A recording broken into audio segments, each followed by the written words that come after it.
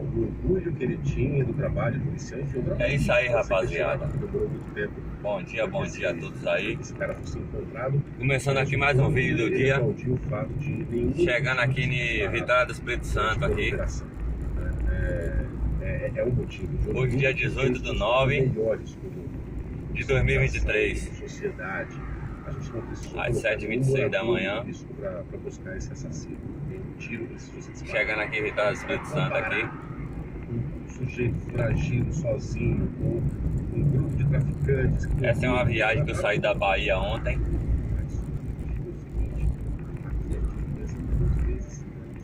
4h30 da manhã. E agora estou chegando aqui próximo a Vitória do Espírito Santo.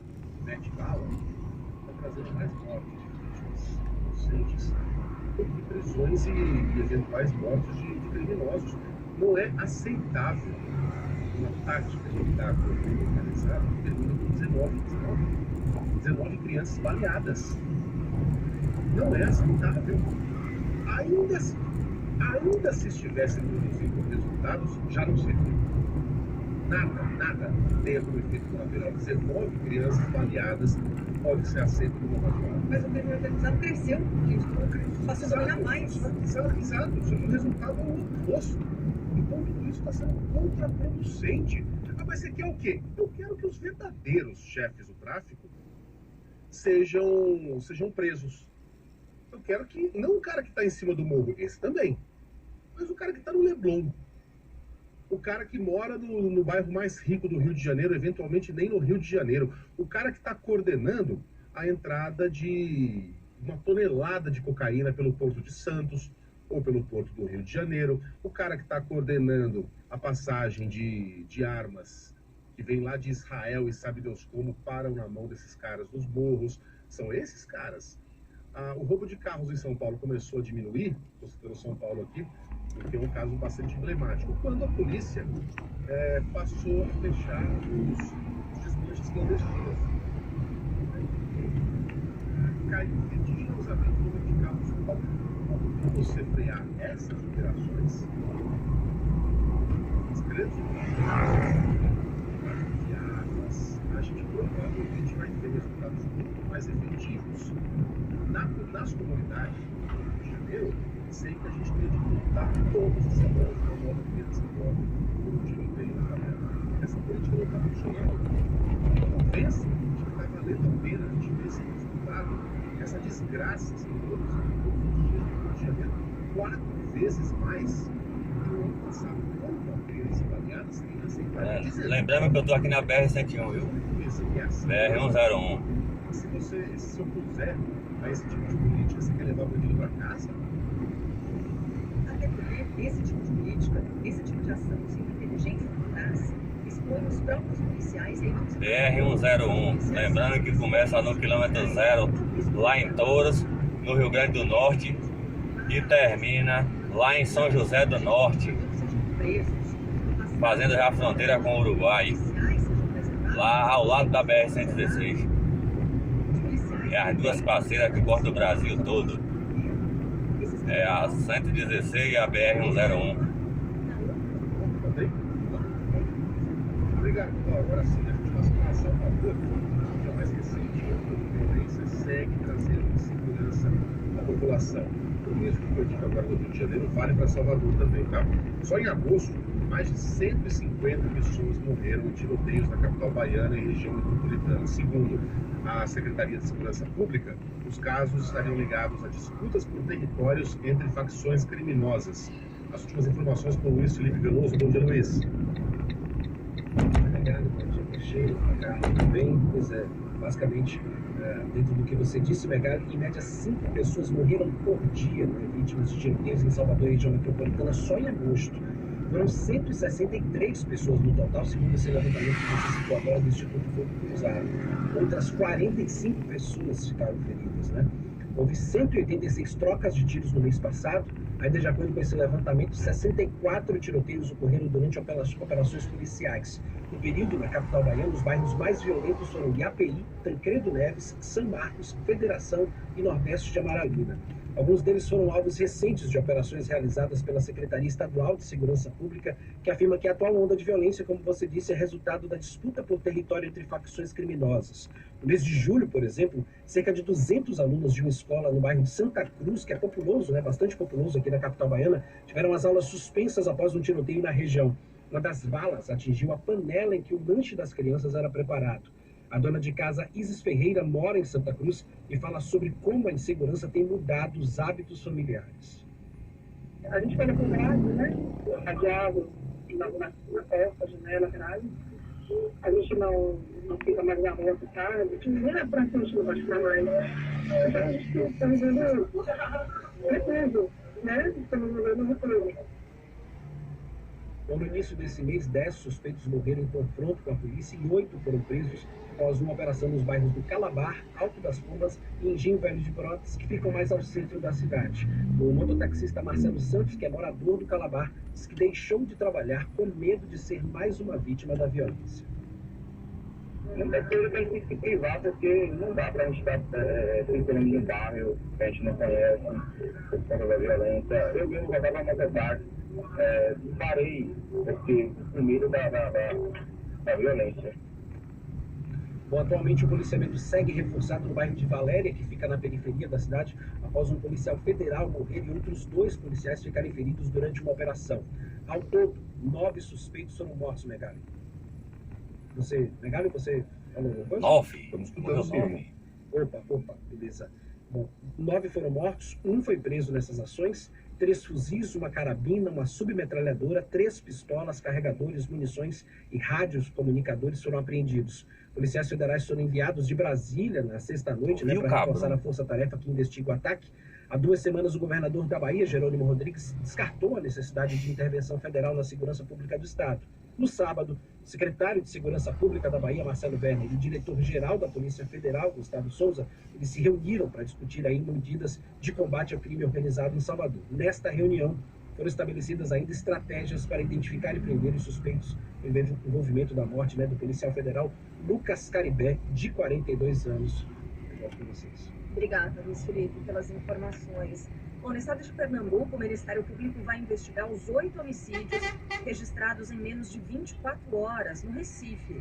Na quinta-feira da semana passada, 2 PMs foram assassinados na região de Camaragibe e horas depois, o suspeito do crime e mais 4 pessoas da família dele foram mortos por chegando em Vitória do Espírito Santo, BR-101, trânsito intenso, O Ministério Público às 7h33 da manhã. 2 procedimentos para investigar 8 homicídios entre a noite de quinta-feira e a madrugada de sexta nos municípios de Camaragibe e Paudalho, localizados na região metropolitana do Recife. As mortes começaram em Camaragibe, quando 2 policiais que foram atender uma ocorrência foram assassinados. Em seguida, 3 irmãos do suspeito de assassinar os PMs foram mortos e logo depois morreram a mãe do suspeito e outra mulher. O 8º morto foi o próprio suspeito de assassinar os policiais. Uma das vítimas transmitiu a própria morte ao vivo pelas redes sociais, enquanto homens encapuzados atiravam nela e em 2 irmãos. De acordo com a governadora de Pernambuco, Raquel Lira, o Grupo de Operações Especiais da Polícia Civil já investiga as circunstâncias em que cada uma das mortes se deu. Enquanto isso, o Ministério Público Estadual instaurou 2 procedimentos investigatórios criminais e solicitou a chefia da Polícia Civil, ao Comando da Polícia Militar, ao Instituto de Criminalística, ao Instituto de Medicina Legal e à Secretaria de Defesa Social de Pernambuco laudos periciais e outros documentos relacionados às investigações. É das coisas mais assustadoras que eu já vi na minha vida. Essa pessoa que ela imaginou talvez que o fato de transmitir ao vivo as imagens que foram geradas ali, dessa abordagem dos encapuzados, isso talvez a protegesse, dizendo, olha, estou transmitindo ao vivo, as pessoas estão vendo o que está acontecendo, e não impediu o assassinato dessas pessoas. É assustador, acompanhar a chegada desses homens ali encapuzados, as vítimas rendidas, e aí os tiros na sequência.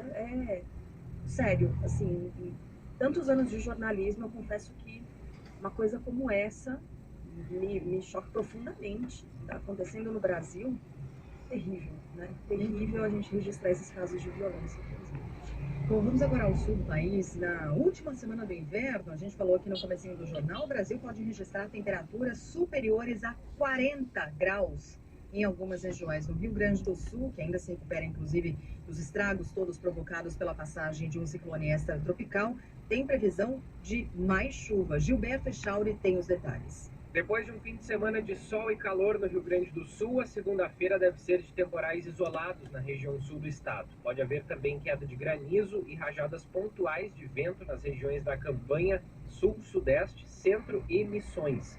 A sala de situação da Secretaria do Meio Ambiente e o Instituto Nacional de Meteorologia emitiram alerta para chuva e tempestade. Na manhã de hoje, 7 municípios das regiões Sul e Central retomam as aulas. Mesmo assim, o cenário ainda é de destruição em muitas cidades, especialmente da região do Vale do Taquari. O governo do estado assinou um acordo com a Companhia Rio-Grandense de Saneamento para isentar o pagamento das contas de água das famílias diretamente atingidas. Pensa que é só Salvador que engarrafa nesse horário na chegada a Salvador? Lá na chegada a Salvador também nesse horário é assim, ó. Aqui em Vitória do Espírito Santo também é assim, lá em Belo Horizonte é assim. Na chegada a Recife é assim, chegada a Fortaleza também é assim.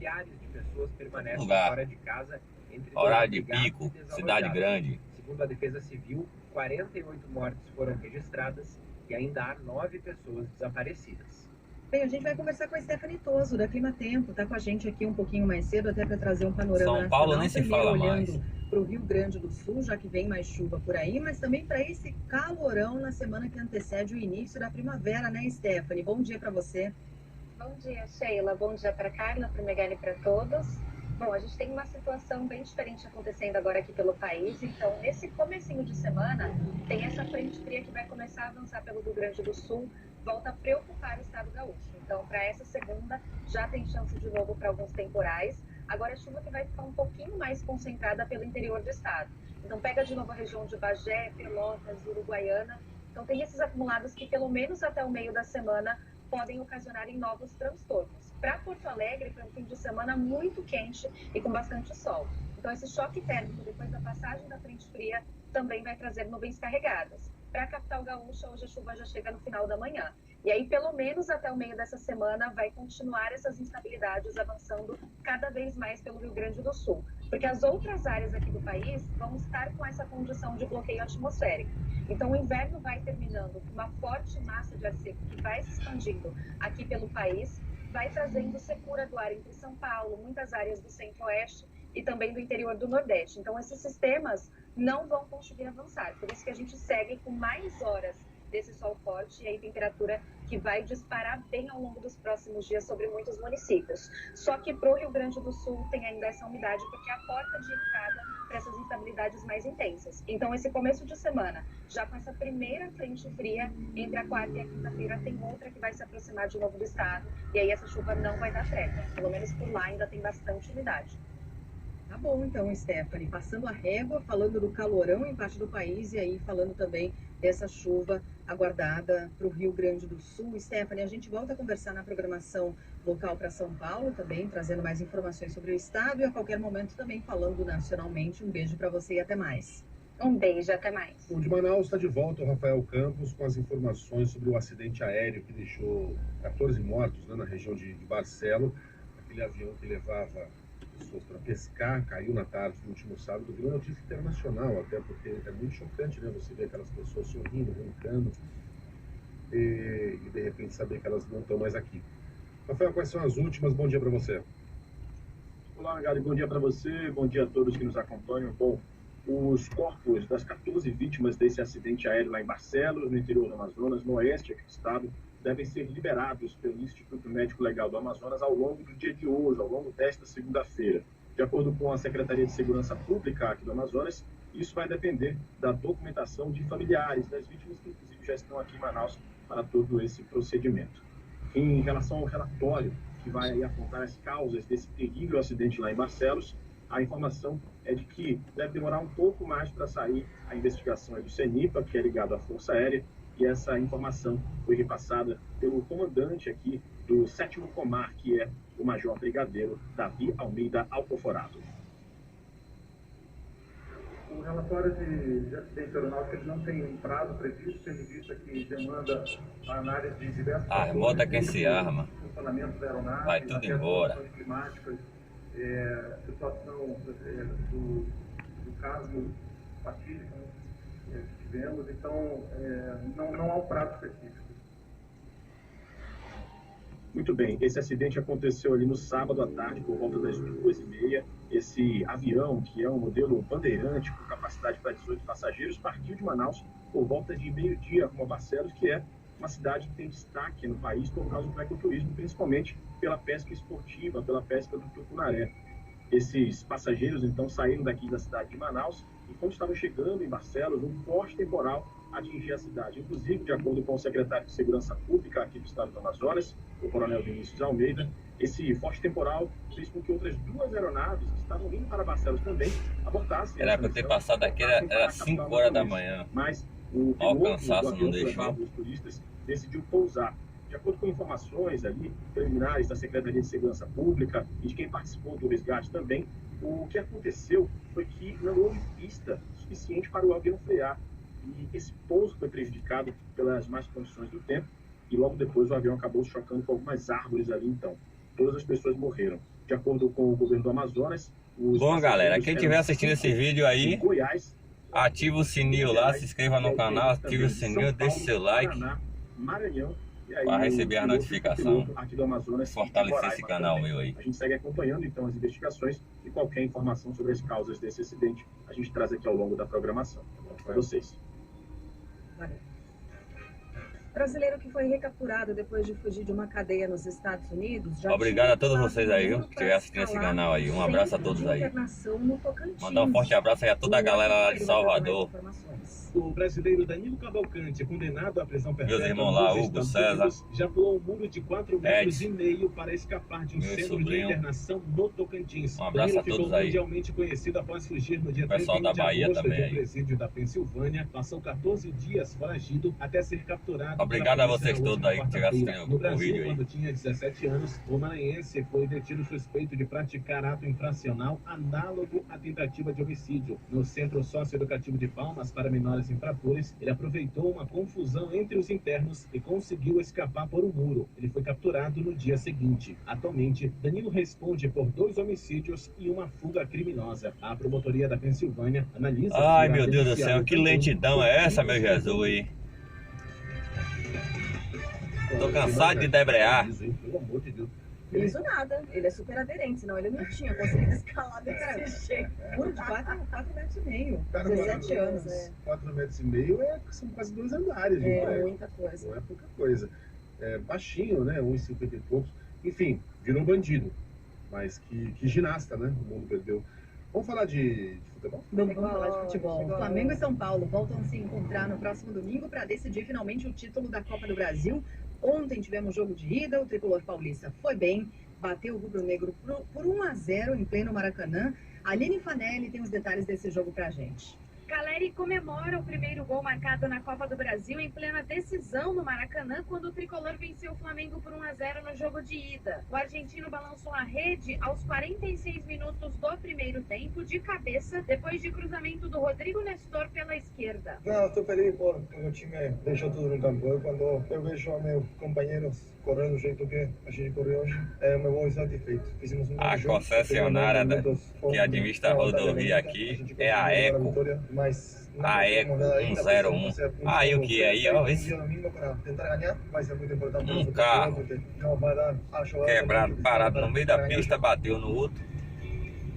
Bateu nas motos, sei lá. Muito trabalho para tentar reverter o placar deste Foi que tava fazendo o engarrafamento engarrafamento todo. Mas O rapaz, técnico do Flamengo, Jorge Sampaoli, reconhece que o time até agora não conseguiu desempenhar o futebol que ele entende como ideal. A declaração foi dada após a derrota do rubro-negro no primeiro jogo da final da Copa do Brasil. Caleri marcou o único gol da partida para o São Paulo no Maracanã. Com isso, para levar o troféu no tempo normal, o time da Gávea precisa vencer por 2 gols de diferença no Morumbi no próximo domingo. Visivelmente irritado durante o jogo, Sampaoli chegou a deixar o campo antes do fim do primeiro tempo e a chutar uma grade no túnel de acesso ao vestiário. Ele e membros da diretoria do Flamengo foram xingados pela torcida. Segundo o técnico... bom galera, meu destino aqui é São Francisco do Itabapoama. RJ,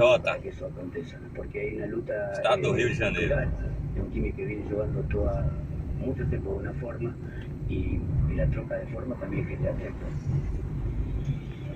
O Miguel tá nada confiante mesmo, né? Falando também do jornal e tá tenso, né?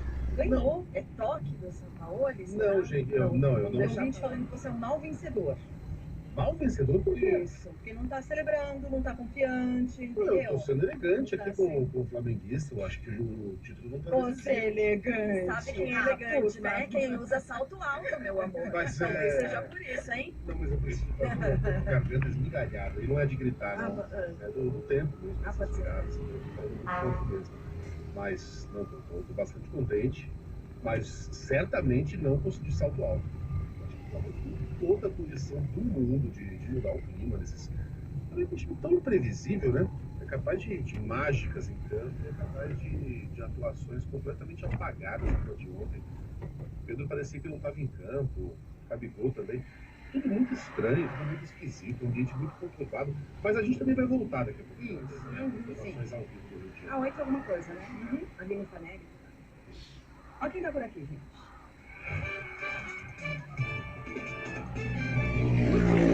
Com Milton Neves. Oferecimento SOS Peças Arsenal Car. Arsenal Car, tudo para o seu carro bem mais perto de você. Hotel Terras Altas, lazer, diversão e gastronomia pertinho de você. Iveco, seu Iveco é mais negócio. Ofertas exclusivas para o seu negócio continuar crescendo. E Sicredi, conheça a primeira instituição financeira cooperativa do Brasil. Sicredi, gente que coopera, cresce.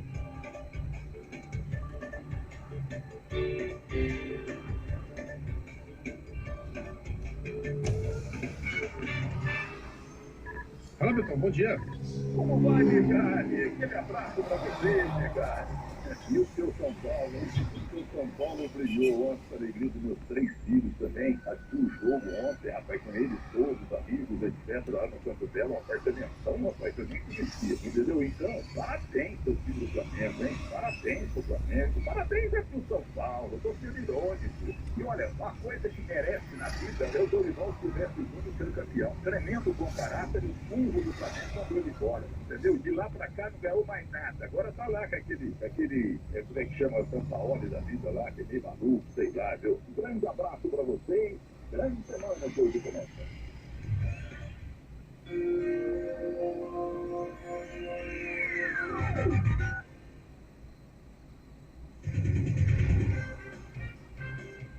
E continua a tranqueira.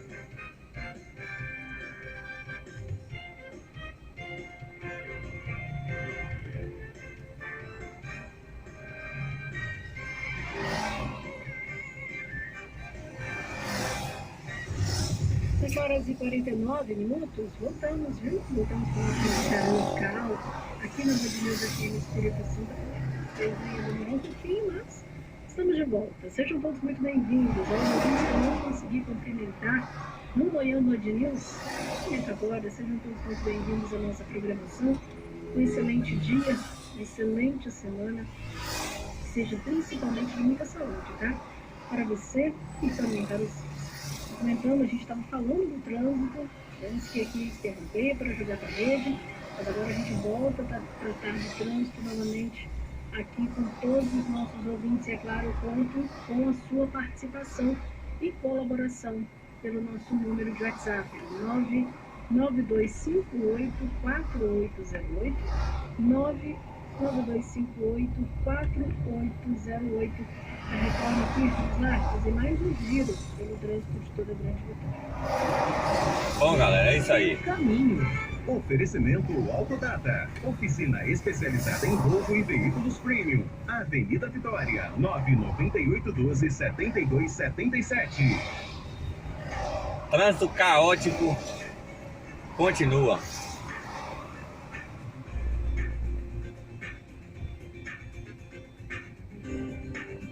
Voltar lá novamente para essa região da segunda ponte, no entorno da segunda ponte, que hoje está bem complicada. Os acessos às 5 pontes pioraram muito, tanto pela região de São Torquato, como também pela Avenida Vale do Rio Doce. A Avenida Vale do Rio Doce está com trânsito extremamente lento Repito, extremamente lento em direção ao São Torquato. Já esteve pior, mais cedo, viu? Inclusive até em direção ao Porto de Santana. Mas agora continua. Na BR-262, está lá na altura do supermercado BH. Sabe aquela lentidão? E aí, essa lentidão, assim, o pior de todas, vai até o entroncamento com o Vila Velha. Então, para quem está dando 262, já prepara. Até o entroncamento com o Vila Velha, você vai encontrar essa retenção, depois até que flui um pouco melhor na segunda ponte. Não dou a opção agora de passar pela 5 pontes, porque o acesso está ruim. Está ruim. O acesso aqui pela região de São Torquato, a 5 pontos em si está boa, mas não vale a pena fazer essa trajetória não. Quando você já está excedido a segunda ponte, é melhor ficar por aí mesmo. Lá ainda aqui em Cariacica, só que na rodovia São Torno, hoje tem uma lentidão considerável, viu? Direção a Serra. A entrada de Vila Capixaba vai até a saída de Nova Verde. Custo bem lento nesta região. Daqui a gente chegou um pulo em Vila Velha. Terceira ponte com trânsito bom nos acessos, né? Tem, claro, uma retenção de sempre, como de sempre, aqui na Avenida Carioca. Mas nada que vai atrasar muito a sua viagem, não. Começa aqui no Shopping Praia da Costa e vai até um pouco depois a subida, ou melhor, da entrada, que com quem vem da Ceará, trânsito até por ali. Dali para frente melhora e aí que vem o ponto. O pedágio da terceira ponte está atrapalhando novamente o tráfego de veículos para a capital. Esse congestionamento na ponte em direção à Vitória está antes do vão central nesse momento. 7h52 da manhã, antes do vão central, e o motivo é a praça de pedágio. Complicado, viu, gente? Bem complicada essa situação. Nós já discutimos aqui, daqui a pouco a gente volta com uma reportagem da Lauren Petter a respeito de meios, né, que você tem para adquirir as tags, as empresas que oferecem as tags e tentar amenizar um pouco. Bom, é isso aí, galera. Eu vou parar de gravar aqui. Obrigado a todos aí. Fluxo bem intenso.